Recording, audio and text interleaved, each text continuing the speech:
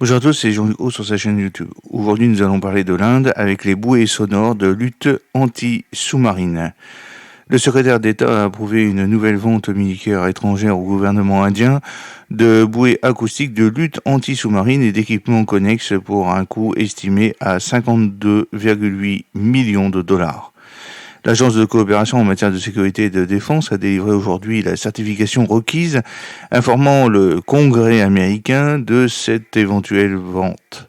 Et oui, le gouvernement indien a demandé l'achat de bouées acoustiques de lutte anti-sous-marine à haute altitude ANSQ 53G AAASW.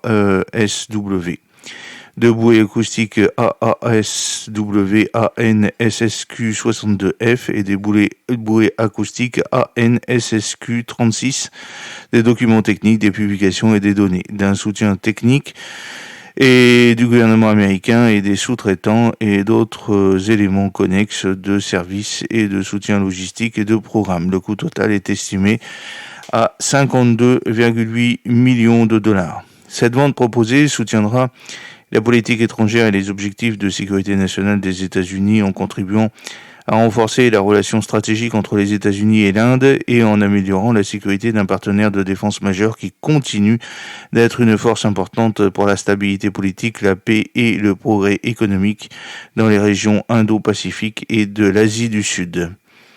La vente proposée améliorera la capacité de l'Inde à faire face aux menaces actuelles et futures en renforçant sa capacité à mener les opérations de guerre anti-sous-marine à partir de ses hélicoptères MH-60R et l'Inde n'aura aucune difficulté à intégrer cet équipement dans ses forces armées.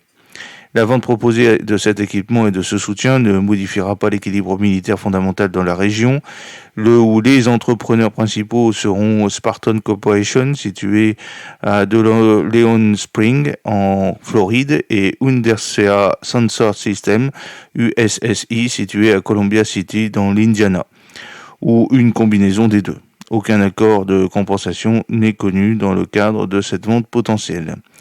La mise en œuvre de cette vente proposée ne nécessitera pas l'affectation de représentants supplémentaires du gouvernement américain ou d'entrepreneurs en Inde. Cette vente proposée n'aura aucun impact négatif sur la préparation de la défense américaine. La description et la valeur en dollars correspondent à la quantité et à la valeur en dollars estimées les plus élevées en fonction des besoins initiaux.